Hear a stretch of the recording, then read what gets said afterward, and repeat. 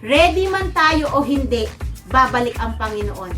Sa panahon na gusto niya, sa panahon na itinakda, hindi man natin alam kung kailan, pero sure daw yun. So huwag mo nang ubusin ang panahon sa katatanong kung talagang babalik ba ang Panginoon o kung talaga bang darating ang Panginoon, because the Bible said it, that it will surely come. Practicein natin na mabuhay sa isang klase ng buhay na kung saan, kung babalikan ng Panginoon, alam mo na malulugod siya. Practicein na natin na yung araw-araw na activities natin nagbibigay ng kaluguran sa Panginoon. Kasi ang pagdating ni Jesus, wala na nga nakakaalam, ito na nga ay biglaan, at ito po ay kahindik-hindik na katupusan ng mundong ito. Maglaho man ang lahat, maglaho man ang earth, maglaho man ang universe, you still have God. And you know, in His hand, you're protected. In His hand, you are provided. In His hand, you are safe.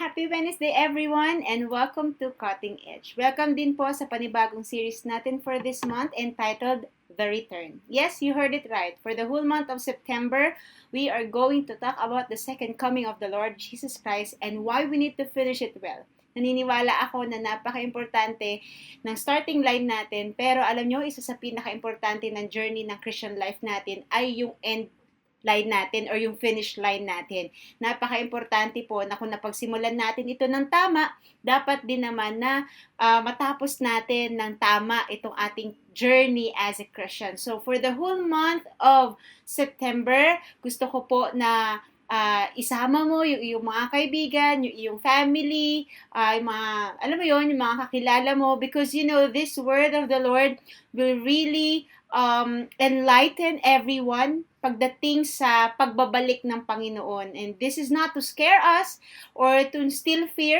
pero naniniwala ko na napaka-importante po na napag-uusapan natin to. So again, this series is not to scare us, in fact to encourage us na may naghihintay pa sa atin, na ang buhay ay hindi lang patungkol sa mundong ito kundi may susunod pa. At kung hindi tayo bibitiw sa Panginoon, tayo ay makakasumpong, tayo ay makaka-experience ng napakagandang bahay, okay? Napakagandang buhay also sa langit. I also believe na we need to talk about this nang sa ganun, itong generation na ito ay hindi mawalan ng sense pagdating sa second coming ng Panginoon. Dapat maunawaan natin na ang buhay natin ay hindi lang nakapaloob sa ating pag-aaral, sa ating, sa pandemic na ito, hindi rin siya nakapaloob sa career lang natin, kundi, alam mo yun, meron pang buhay after this. At si Jesus ay babalik at kailangan, okay, at dapat din naman na sa kanyang pagbabalik, tayo ay makasama. Tama ba? Tayo makasama sa kanyang pagbabalik. So, ito yung pag-uusapan natin for the whole month of September. And since it's September, gusto kong ipaalam sa inyo that every time that we're gonna have our online service, there will be some exciting things that will happen dahil ang buong month or ang month ng September ay ang month ng anniversary ng Cutting Edge. Yay! Yay! Yay! So, happy anniversary sa ating lahat, no? So, there's gonna be a lot of things that will happen for the whole month of September, kaya huwag kang magpapahuli. At by the way, speaking of huwag magpapahuli, I want you to like and share this video. Nang sa ganun, marami pang makakilala sa Panginoon, marami pa tayong, alam mo yon, matawag at manumbalik sila sa Panginoon. At sama-sama tayong, alam mo yon, sa pagharap natin sa Panginoon, sama-sama, nakakasama natin sila. You can share this to all of the close groups na alam mo, sa mga chat boxes na alam mo, because you just don't know someone na kakilala mo pala ang kailangan ito. You can also share this to your wall para naman mapanood ng mga, alam mo yun, ng mga connected sa iyo. So, again, sharing is caring. So, gawin na natin ito. Alright? You know, ito pong pag-uusapan natin for the whole month of September is very exciting. At the same time, very informative kasi naniniwala nga ako, sabi ko kanina, na dapat hindi tayo napag-iiwanan. Dapat ang generation na to ay hindi napag-iiwanan patungkol sa lalo na sa usapin ng pagbabalik ng Panginoon, dapat hindi tayo nakafocus lang, okay, sa nangyayari ngayon sa paligid natin. Kasi naniniwala tayo na this is not the end of everything. That Jesus will come, and when He comes, alam natin na yun na yung ending ng lahat. Okay? So alam niyo po, pagdating sa second coming, marami ang natatakot. Pero para sa mga disciples ni Jesus, para sa mga Christians, yung ibinigay mo yung buhay mo sa Panginoon, hindi ito isang bagay na nakakatakot. Rather, it should bring excitement for the long wait is over. Imagine mo yung pagdating ni Jesus. There's gonna be no more pain, no more tears. Wala na yung mga ganung bagay. So it is an exciting moment para sa mga tumanggap sa Panginoon. So it's also it will also serve as a warning, and at the same time encouragement din naman sa mga lost to return to God. Kaya, i-share mo to sa lahat ng kakilala mo, Christians o hindi, na naniniwala ako, this is the topic that wherein God wants us to hear dahil napaka-importante nito. Napaka-importante na mapag-usapan natin ang pagbabalik ng Panginoon. Sir, alam niyo ba that there are different ways or different views about the coming or the second coming of the Lord Jesus Christ? Okay, even within the circle ng evangelical Christians, they don't have the same view. Magkakaiba po talaga. Yung iba, pre-tribulation, mid-tribulation, or post-tribulation. Okay, darating daw si Jesus bago pa yung tribulation. Meron naman nagsasabi sa kalagitnaan, meron naman nagsasabi pagkatapos na. And talagang medyo maraming debate patungkol sa bagay na yan. And we suggest that we don't need to argue with the gray areas. Yung mga bagay na hindi naman talaga natin totally alam. So para walang away, dun tayo sa mas sure, dun tayo mag-dwell sa mas malinaw. At ano yung mas malinaw? Ang mas malinaw, darating ang Panginoon. Kasi maniwala po kayo, kahit ma-master natin lahat ng views na ito, makipagdebate ka at mapaniwala mo at mapanalo mo lahat ng debate, kung hindi naman tayo handa, okay, at hindi tayo papuntang langit, walang kwenta ang lahat.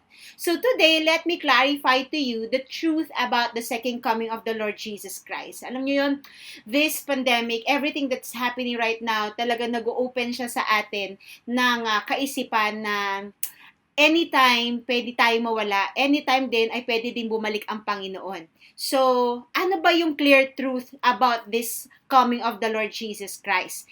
If you have your Bible with you, I want you to open it in 2 Peter chapter 3, verse 10. Just one verse, pero dito makikita na natin ano ba ang meron sa second coming ng Panginoon. Okay, so let me read to you in easy to read version. Sabi niya, "But the day when the Lord comes again will surprise everyone like the coming of a thief.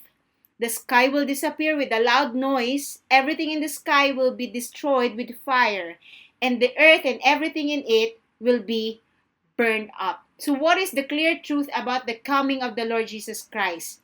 Or what we call the big day. So again, right now, I want you to open your heart to the Lord. I want you to listen very carefully, share this, and let other people know about this because naniniwala tayo, kailangan marinig ito ng lahat.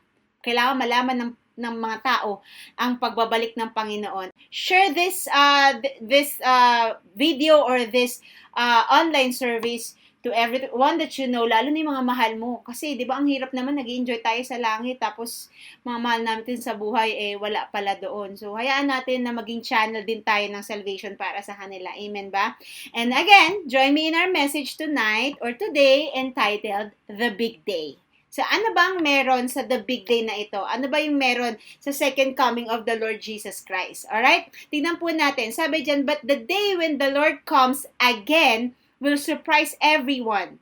Sabi ni Peter, but the day when the Lord comes again will surprise everyone. Number one, gusto kong malaman po natin that this is a second coming.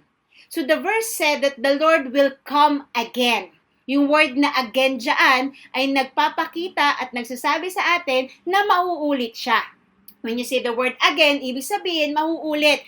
Ibig sabihin nangyari na siya noon. So, ibig sabihin, dumating na si Jesus noon. Okay? At muli siyang babalik sa ikalawa at huling pagkakataon.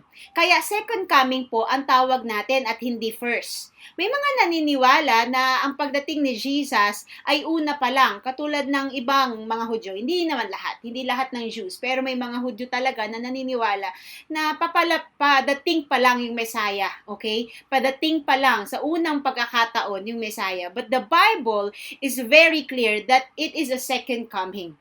Wala naman tayong ibang reference nito kundi ang Biblia. At naniniwala ako na matibay na reference ang Biblia dahil ito'y salita ng Panginoon. The Bible is the what? Is the standard. Yan ang standard ng truth and faith natin. Okay? So, foundation yan ng ating truth and faith. So, nang nalalaman natin, ng mga nauunawaan natin. So, dito sinabi ni Apostle Peter na pabalik ulit ang Panginoon or babalik ang Panginoon. And so, this is the second coming. So, may nauna ng pangyayari. So, we also need to avoid the extreme na dumating na daw si Jesus. Yung iba, sinasabi, first coming pa lang ni Jesus. So, at least may darating, di ba? Pero yung iba naman, sinabi, dumating na daw si Jesus sa ikalawang pagkakataon. At yun ay nandyan lang sa tabi-tabi. Okay? So, kung dumating na si Jesus, nasa na yung rapture? Okay? Dapat hindi na tayo sa mundong ito kasi yun yung pangako ni Jesus sa atin. So, naniniwala tayo na hindi yung nagkiklaim na dumating na siya na daw yun. Kasi, okay, merong mga hindi nangyari nung siya ay nag-claim na dumating na daw si Jesus. So, na hindi na nakasulat sa Biblia. So, napaka-importante nga that we always read the Bible para hindi tayo na, alam mo yun, hindi tayo na nalilihis ng landas. Okay, so dumating na daw siya sa ikalawang pagkakataon, but alam natin that this is a second coming because the word of the Lord says, but the day when the Lord comes again will surprise everyone.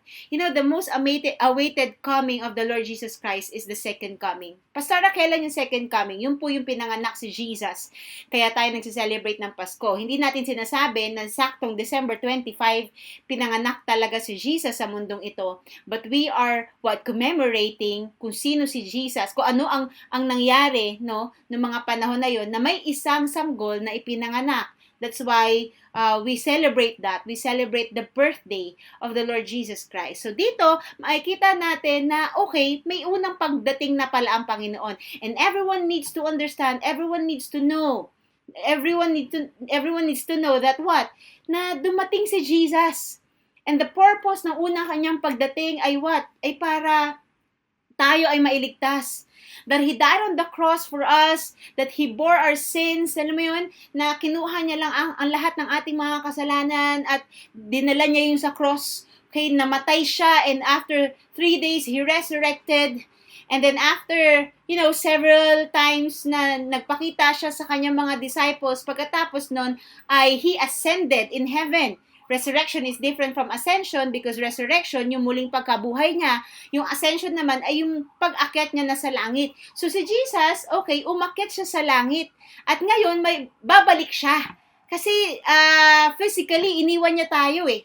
Okay? Physically, talagang wala na si Jesus sa mundong ito. Pero praise God, dahil hindi niya tayo iniwan mga orphan. That's why the Holy Spirit is with us. It is the Lord. Okay, yun din ang ating Panginoon. So, ito ay pangalawang pagbabalik. Dalangin ko na bago mo sana maunawaan yung second coming ng Panginoon, sana din maunawaan natin na na pumunta dito, pumarito ang Panginoon para sa iyo at para sa akin.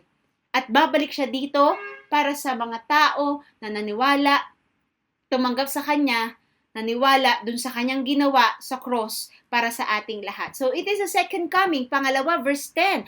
The day of the Lord is surely coming. Sabi sa The Living Bible. Sabi niya, the day of the Lord is surely coming. So, una, it is a second coming. Pangalawa, it is a sure coming.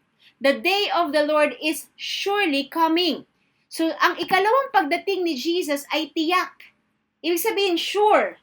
Walang makakapigil dito. This is something that is non-negotiable. Maniwala po kayo. This is the sovereign will of God.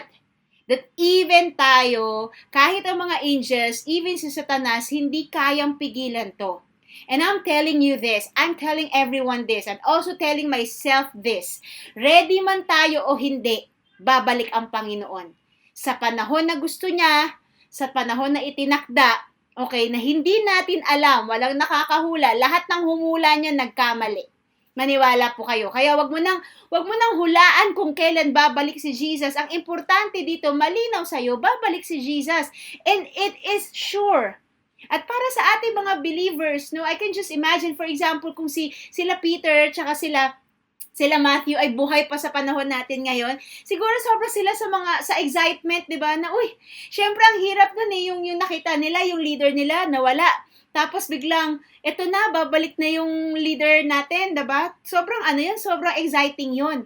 Kaya nga naniniwala ako na hindi ito something na nakakatakot lalo na sa mga believers. Dahil ito ay something na nakaka-excite. Nababalikan tayo ng Panginoon at sure daw yon. Hindi man natin alam kung kailan, pero sure daw yon. So wag mo nang ubusin ang panahon sa katatanong kung talagang babalik ba ang Panginoon or kung talaga bang darating ang Panginoon, because the Bible said it, that day of the Lord is surely coming. So pag alam mo na sure pala ang pagdating, for example, alam mo pala na sure ang pagdating ng isang importanteng tao sa buhay mo o sa bahay mo, anong ginagawa mo? Hindi ba't naghahanda ka, naliligo ka, nag-aayos ka? Tama ba? Inaayos mo yung bahay, ayos yung pagkain, naghahanda tayo. Okay? So, ganun din sa ating buhay. Kapag malinaw sa'yo na babalik pala si Jesus, dapat sa panahon na to, tayo ay naghahanda. Dapat tayo ay nag-aayos na.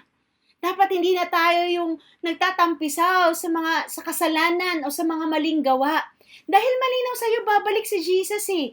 Pag malinaw sa'yo na babalik si Jesus at ang babalikan niya ay yung mga nanampalataya at nagbigay ng buhay sa Kanya, dapat ngayon nakikita mo yung sarili mo na ibinibigay mo yung buhay mo at hindi ka nabibitiw sa Panginoon. Kasi maniwala po kayo, hindi nagbibiro ang Biblia sa muling pagbabalik ni Jesus. Hindi man natin alam. Pero babalik siya at gustong iparating ng Panginoon sa atin, ng Diyos sa ating lahat, na muling babalik si Jesus at ito ay sure. Kaya kung alam mo at ngayong nalalaman mo na babalik pala si Jesus, dalangin ko na sa oras na ito maghanda ka na. Ngayon pa lang, i-prepare mo na yung sarili mo. Sabi ko nga kanina, di ba, pag may darating sa bahay natin, nag-aayos tayo. So it's about time na mag-ayos ng buhay, mga kapatid. Viewers, everyone who can hear me right now, it is about time to change our lives. It is about time to give our life to Jesus and let Him change us. This is the right time for us to really know na si Jesus lang talaga ang makakapagpabago sa atin. By the way, darating si Jesus, hindi sa panahon na perfect lahat ng tao. Hindi nga perfect din pati yung mga believers. Pero ang point dito, darating siya. Ano man ang kalagayan mo, darating siya. And I'm telling you this, maybe the reason why God is not yet coming right now, maybe the reason why Jesus is not yet coming is because He's giving us the time. He's giving us the moment to come back to Him. Binibigyan tayo ng Panginoon ng pagkakataon. Kasi gusto kong malaman mo at maunawaan mo, sure ang pagbalik ni Jesus. At kapag siya ay bumalik, maniwala po kayo, hindi na tayo pwedeng mag-repent. Sa panahon na bumalik na si Jesus, hindi tayo na pwedeng mag-sorry at sabihin natin, Jesus, sa'yo pala ako. Hindi natin pwedeng lokohin si Jesus. Kaya, everyone who's watching right now, I want you to know this. This is the right time for us to get serious with God. This is the right time for us to be a serious disciple of the Lord Jesus Christ. Hindi madali, alam mo yon, kasi ang mundong ito talagang hahatakin tayo pabalik sa dati nating buhay. Ang mundong ito talagang may mga pagkakataon, may mga mangyayari sa buhay natin na parang, alam mo yon, bibigyan ka ng doubt sa iyong pananampalataya. But I'm gonna tell you this. Just always remind yourself that Jesus is coming. And when He comes, He will come back to those who are faithful and to those people who obeyed Him, who accepted Him. So it is a sure coming. Pangatlo. So sabi dito, but the day when the Lord comes again will surprise everyone like the coming of the thief. Number 3, una, it is a second coming. Pangalawa, it is a sure coming. Pangatlo, it is a surprise coming. The coming of the Lord Jesus Christ is not just sure coming, but it is also a surprise coming. But the day when the Lord comes again will surprise everyone. Bakit surprise? Kasi darating ang Panginoon sa panahon na hindi mo alam. Pangalawa, darating ang Panginoon sa panahon na, alam mo yun, we're just living this life, a normal life. Tiyak ang pagdating ng Panginoon, ngunit walang nakakaalam at ito ay magiging biglaan. And the Bible already announced that the coming of the Lord Jesus Christ is a surprise coming. Now, ano na ang gagawin mo? Ano na ang gagawin natin? Pag sinabi ng teacher mo, for example, na merong surprise exam, anong ginagawa mo? For sure, kung gusto mo makapasa, maghahanda ka kaagad, tama ba? Pero kung wala kang pangarap, wala kang pakialam, you will take it lightly or you will take it for granted. Same thing with us people. Same thing with us. Kapag malinaw sa'yo at seryoso ka na gusto mo kasama ka sa babalikan ni Jesus, maghahanda ka. Mag-aayos ka. Pero if you're gonna take it lightly or you wanna take it for granted, wala kang pakialam kung dumating si Jesus dito, wala ka talagang gagawin. Pag gusto mo talagang makapunta sa langit, paghahandaan mo eh. Paghahandaan mo to. Kaya nga sabi ko kanina, darating si Jesus na ang mga tao, tayong lahat, we are living our life. Kaya napaka-importante na sa oras po na ito, practicein nating mabuhay ng tama. Practicein nating mabuhay ng nakakalugod sa Panginoon. I'm not saying na practicing nating maging perfect kasi hindi naman natin kaya pang maging perfect sa napaka-imperfect na mundong ito. Tama ba? Pero what I'm trying to say is, practicing natin na mabuhay sa isang klase ng buhay na kung saan, kung babalikan ng Panginoon, alam mo na malulugod siya. Yung mga activities natin, dapat malinaw sa'yo. Whether nag-aaral ka, nagtatrabaho ka, alam mo yung nag-aaral ka, nagtatrabaho ka, but you know you're giving glory to God. Na nagiging nanay ka, tatay ka, or anak ka, that you know you're giving glory to God.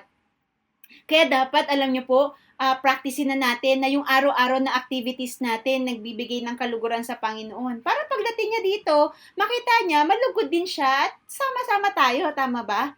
Pero kung ang pinapractice natin ngayon ay puro kalokohan, puro kabastusan, puro kawalang kwentahan, maniwala po kayo. Hindi tayo makakasama dyan. If we're gonna take this for granted, we will not be included sa mga taong babalikan ng Panginoon.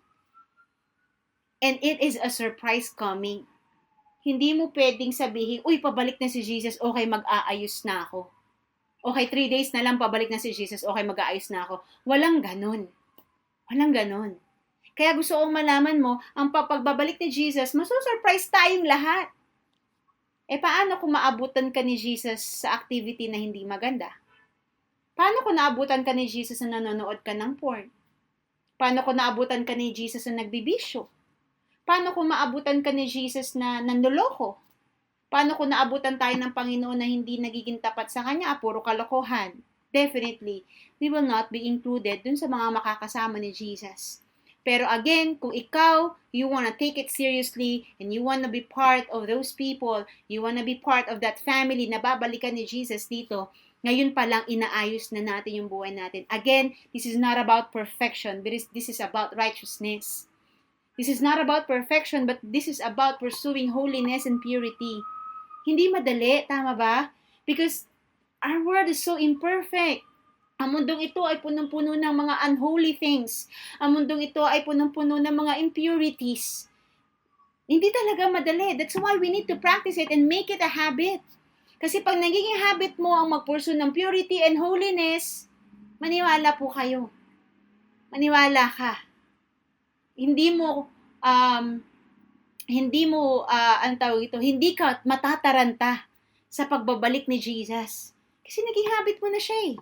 So kung bumalik si Jesus, alam mo na yun yung na-practice mo bago pa man siya dumating.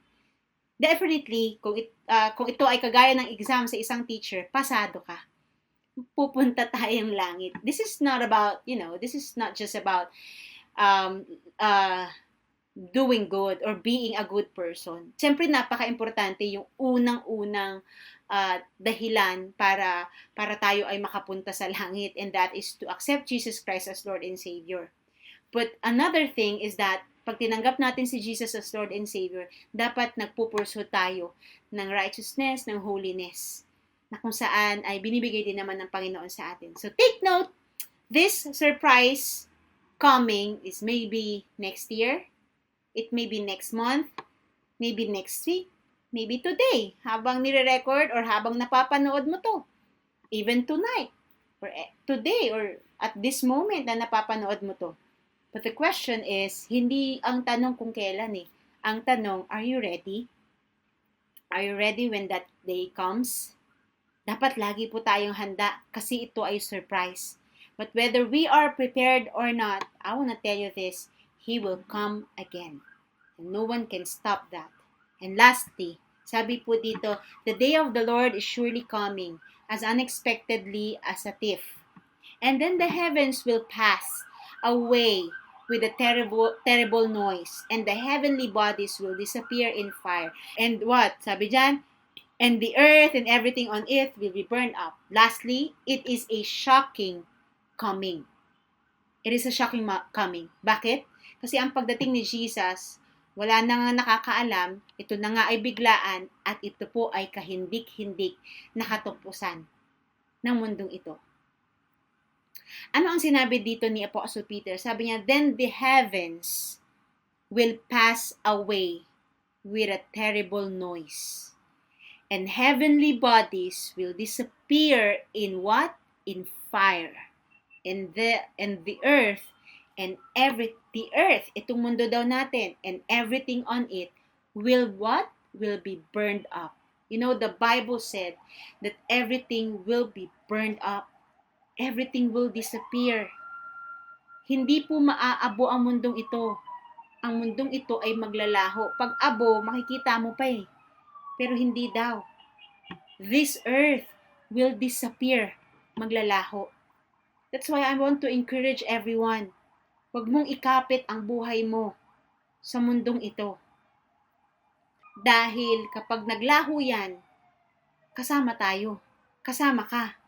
Kasi doon mo ikinapit yung buhay mo. Napaka-importante, ikapit mo yung buhay mo sa Diyos na hindi naglalaho. Sa Diyos na hindi ka iiwan. Sa Diyos na hindi ka pababayaan. Na alam mo, maglaho man ang mundong ito, alam mo, kasama mo ang Panginoon. Mag-disappear man ang mundong ito, alam mo, kasama mo ang Panginoon. So it is a shocking coming. That's why I want us to, everyone to understand this. Sana mapanood to ng mga magulang mo, ng kapatid mo, ng mga mahal mo sa buhay. Dapat malinaw sa atin na ngayon pa lang, dapat hindi na nakadikit ang buhay natin sa mundong ito. I'm not saying na wag mong gagalingan mabuhay sa mundong ito. Hindi rin naman yan ang gusto ng Panginoon. Pero wag mong hahayaan na ang maging foundation ng iyong buhay ay ang mundong ito. Huwag mong hahayaan na ang nasasandalan mo at ng iyong buhay ay ang mundong ito. Why? Kasi ang mundong ito ay maglalaho. Kung dito tayo nakasandal, kung ito ang foundation natin, kasama tayo maglalaho nito. Pero kung ang ating foundation, kung ang foundation ng buhay natin, kung ang sinasandalan natin ay ang Panginoon, maniwala po kayo, maglaho man ang lahat, maglaho man ang earth, maglaho man ang universe, you still have God. And you know, in His hand, you're protected. In His hand, you are provided. In His hand, you are saved. You are safe. It is a shocking coming. No, it is very clear that the coming of the Lord Jesus Christ, or what we call the big day, is a second coming. Ito po ay pangalawang pagbabalik. Ibig sabihin may nauna na. Pangalawa, it is a shortcoming. Hindi natin alam kung kailan, but this is something that is sure. It is a surprise coming. Walang nakakaalam. Lahat tayo mabibigla. Kaya kailangan maghanda. And it is a shocking coming. Magugunaw, matutupok, mawawala ang mundong ito.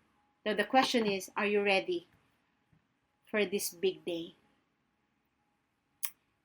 There is no way for us na maging ready at maging sure na labas sa way ng Panginoon. You know, to escape this dreadful end ng mundong ito, The only escape ay walang iba kundi si Jesus. John chapter 3 verse 16, it says, "For God so loved the world that He gave His one and only Son, that whoever believes in Him, that is Jesus, shall not perish, but have eternal life."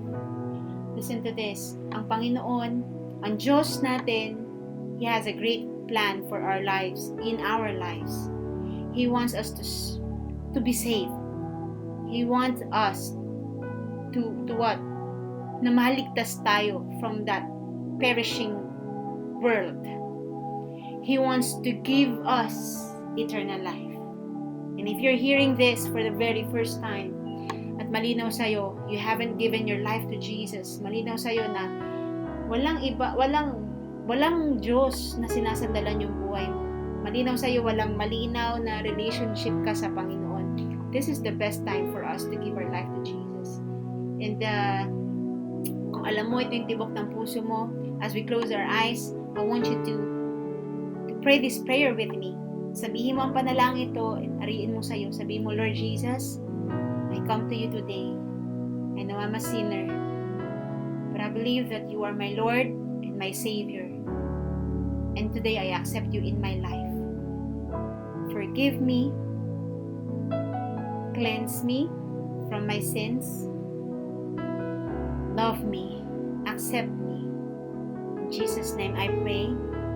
Amen. If this is the first time na ipinanalangin mo to, gusto kong malaman mo, there's a great celebration in heaven, because the Bible said in the book of John na isa man lang daw manumbalik sa Panginoon. There's a great celebration in heaven right now. So can we just express our hearts to these people who just gave their life? Pwede kang mag-heart ngayon as as we celebrate those people na ibinigay yung buhay nila sa Panginoon. As we end this, can we once again close our eyes and let's pray. Father, we thank you for your word.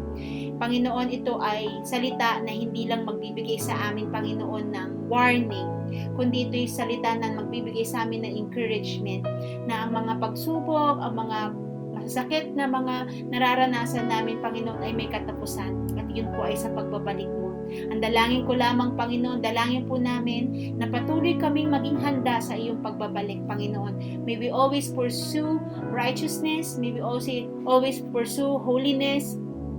Father God, dalangin ko na sa oras na to, Panginoon, bawat isa na nakakapakinig po will decide to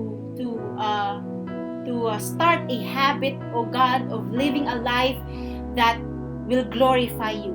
Whether sila ay nagtatrabaho, nag-aaral, o ano man ang kanilang ginagawa, Panginoon, sisimulan po nila, Panginoon, yung habit, Panginoon, na kung saan, Panginoon, gino-glorify ka po, Panginoon, sa kanilang mga buhay. Sa bawat sasabihin, sa bawat actions na gagawin, Panginoon, dalangin po namin na matuwa ka po. Para nang sa ganun, Lord, sa iyong pagbabalik, Panginoon, kasama kami, Panginoon, sa babalikan mo. Salamat po, Panginoon, dahil alam namin, Panginoon, na hindi natatapos sa mundong ito ang aming pong buhay. And we will never ever put our foundation.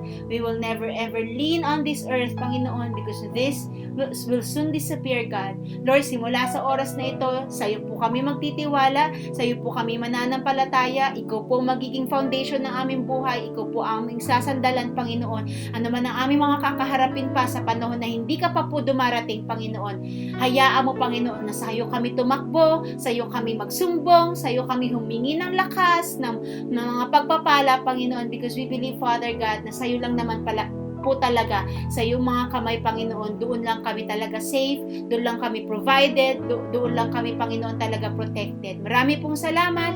I pray, Father, for these people who are watching right now, Father, that you continue to bless them. Kung meron may mga sakit, Panginoon, I speak healing right now in the name of Jesus, and I cancel that disease, oh God, whether it's COVID or whatever sickness or whatever disease that is, oh God, we cancel it in the name of Jesus. Speak, God, for miracle for this person who are asking for miracle right now. Salamat po, Panginoon. We give you all the glory and praises, God, because you deserve it alone. In Jesus' name we pray. Amen.